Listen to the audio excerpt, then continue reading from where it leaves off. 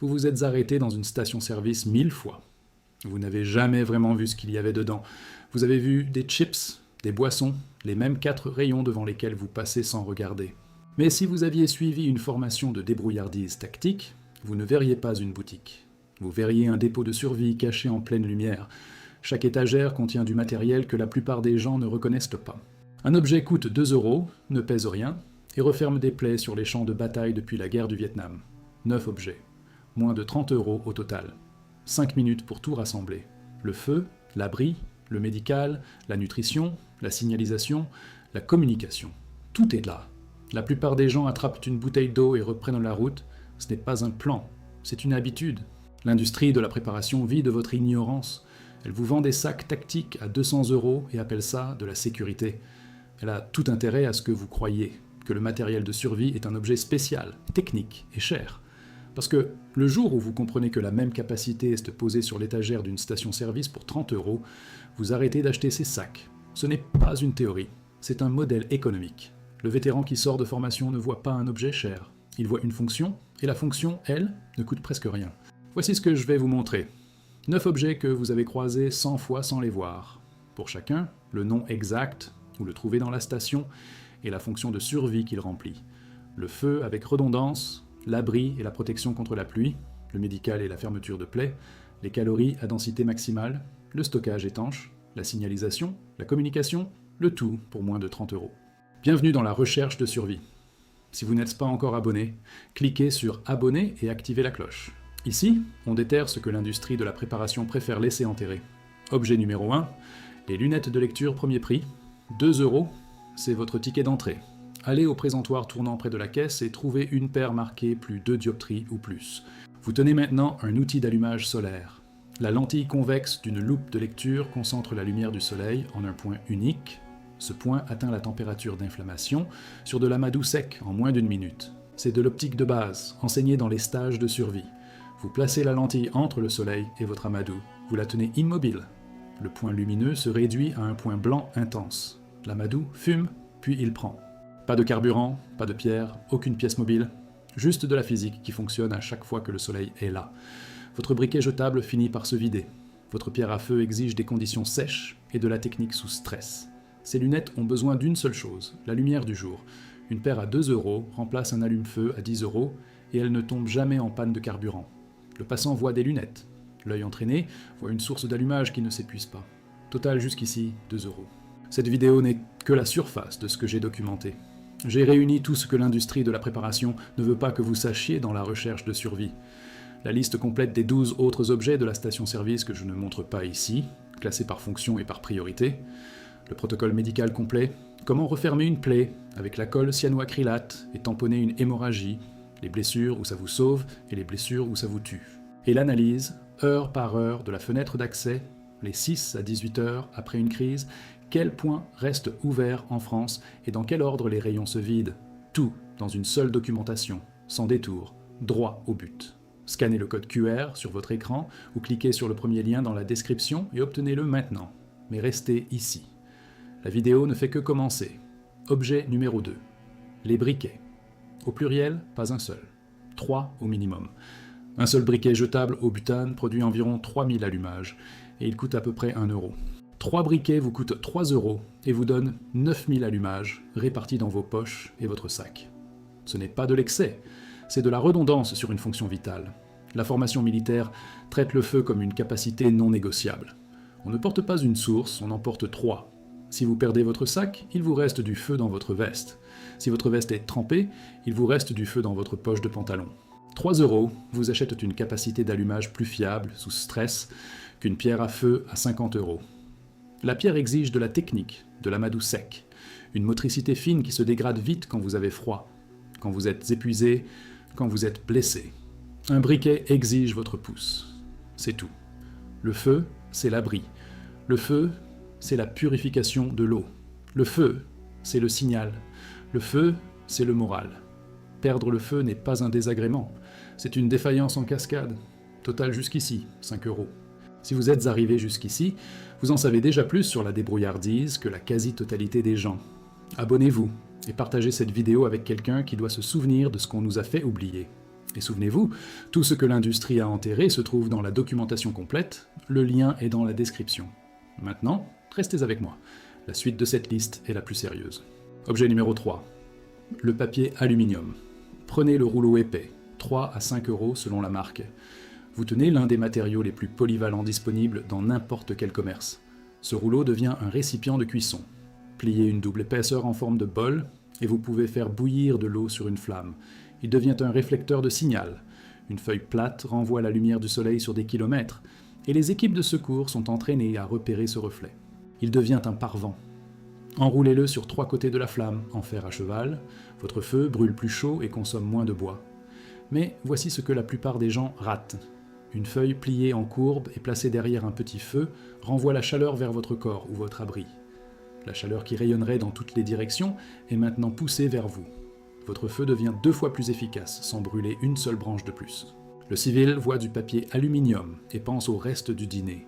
L'opérateur entraîné voit une surface de cuisson, un miroir de signalisation, une barrière au vent et un multiplicateur de chaleur. Un objet, 5 fonctions. Total jusqu'ici, 8 à 10 €. Objet numéro 4, les sacs de congélation à fermeture zip.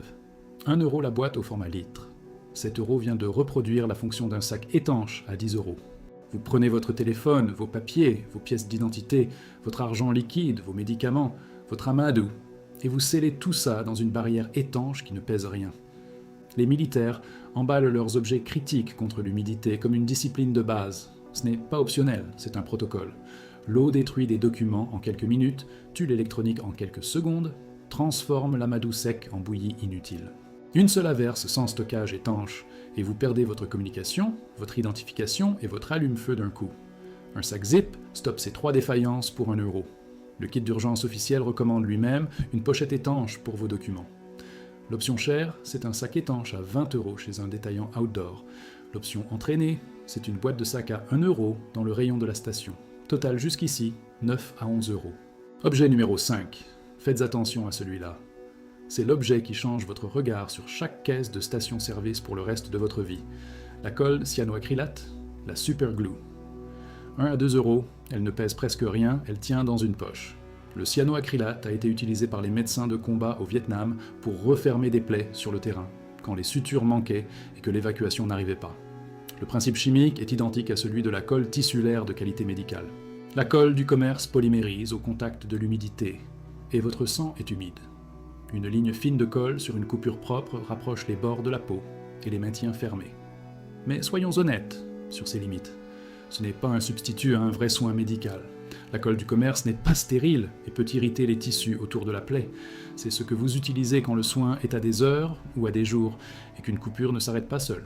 Le même tube répare une boucle cassée sur votre sac, colle un tissu pour une rustine, scelle un récipient d'eau qui fuit, médical, structurel, réparation. Tout ça depuis un tube qui coûte moins qu'une barre chocolatée. Total, jusqu'ici, 10 à 13 €. Objet numéro 6. Les sacs poubelles. Prenez les modèles épais, 100 à 130 litres, quelques euros le petit rouleau. Vous tenez un abri, une protection contre la pluie, une collecte d'eau, une isolation du sol et un rangement compressible dans un seul objet. Découpez un trou pour la tête et 2 pour les bras dans un sac de 100 litres. Vous avez un poncho de pluie. Posez-le à plat sur le sol. Vous avez une barrière contre l'humidité de la terre. Tendez-le entre 2 arbres en pente. Vous avez une surface qui canalise la pluie vers un récipient. Bourrez-le de feuilles sèches. Vous avez un matelas isolant. La formation militaire classe les bâches plastiques parmi les matériaux de fortune les plus précieux qui existent. Le coût calorique de l'hypothermie est énorme. Votre corps brûle ses réserves à un rythme accéléré quand il lutte pour maintenir sa température contre des vêtements mouillés. Un sac qui vous garde au sec fait le travail d'un imperméable à 40 €. Le civil regarde un sac poubelle et voit l'élimination des déchets. L'opérateur entraîné regarde le même objet et voit l'abri de survie le plus abordable disponible. Total, jusqu'ici, 13 à 16 €. Objet numéro 7. Les cacahuètes, ou le mélange de fruits secs. Pas les chips, pas les bonbons, pas la barre de céréales. Les cacahuètes. Voici le calcul qui compte.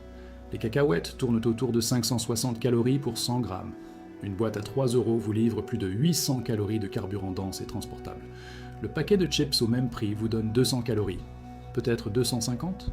Même coût, le quart de l'énergie. La logique des rations militaires dicte chaque décision.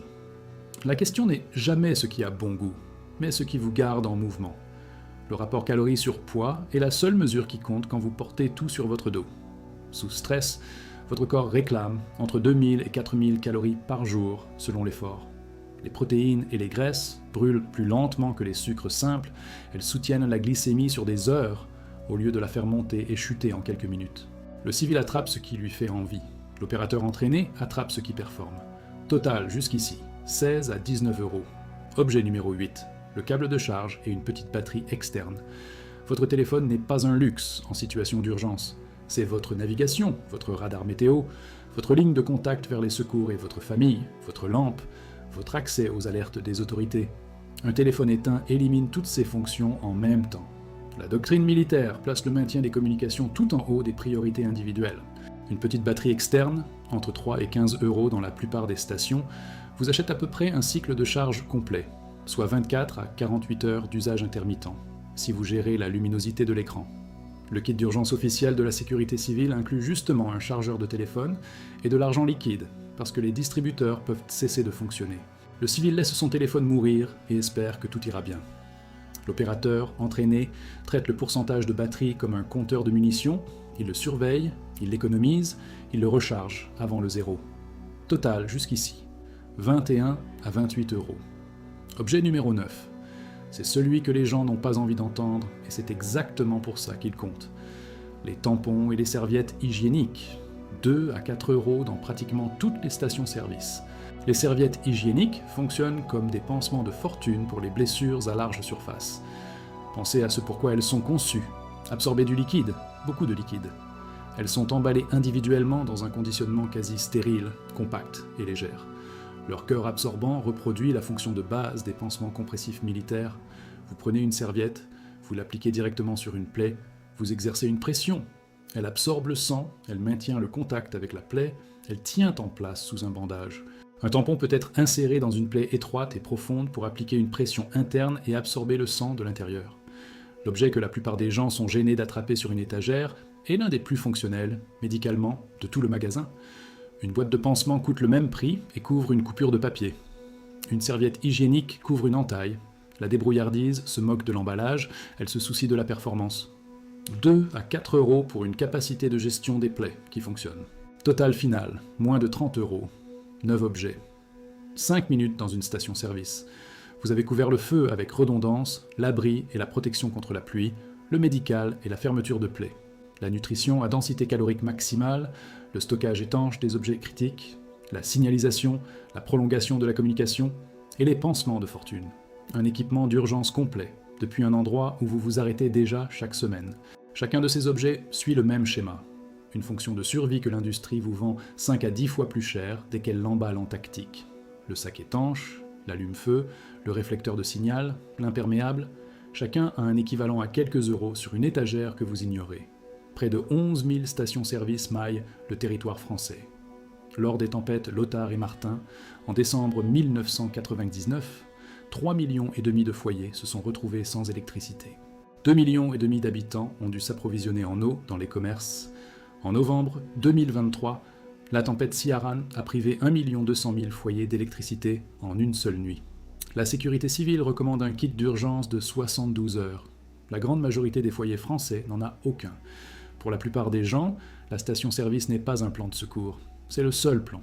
Soyons clairs sur ce que ceci est et n'est pas. Ces objets ne remplacent pas un médecin, ni les secours, ni une trousse de premiers soins correctement constituée. La colle ne remplace pas des points de suture. La serviette hygiénique ne remplace pas un pansement hémostatique homologué. Ce qu'il remplace, c'est le vide, le moment où vous n'avez rien d'autre et où vous devez improviser avec ce qui est à portée de main. La débrouillardise n'est pas une magie. C'est savoir lire une pièce que tout le monde traverse sans la voir. J'ai épinglé un commentaire en haut de cette vidéo. Vous y trouverez les 3 analyses qui ne tenaient pas ici, la liste complète des autres objets, le protocole médical et la fenêtre d'accès des premières heures. Et dites-moi en commentaire quel objet de cette liste vous a le plus surpris. La fenêtre de 6 à 18 heures après un événement majeur, c'est votre fenêtre d'accès. Après ça, les étagères sont vides, pas parce que tout le monde panique en même temps, mais parce que les gens qui savent quoi attraper agissent en premier. Ils vident les briquets, ils vident l'aluminium, ils vident les cacahuètes et les batteries. Le temps que la personne moyenne comprenne que le supermarché n'ouvrira pas, la station-service a déjà été vidée par ceux qui savaient lire ce qu'ils regardaient. Vous savez maintenant ce qu'ils savent. Vous avez deux options. Continuer à voir une boutique, ou voir le dépôt qui était là depuis le début. La prochaine fois que vous vous arrêterez pour faire le plein, vous ne verrez plus jamais la même chose. Si cette vidéo a changé votre façon de regarder une pièce, abonnez-vous et partagez-la. Ici, dans la recherche de survie, on déterre ce que d'autres ont préféré laisser enterrer. Chaque partage préserve un savoir que l'industrie a tout intérêt à voir disparaître. Le savoir était là depuis toujours, posé sur une étagère. Maintenant, vous savez le voir.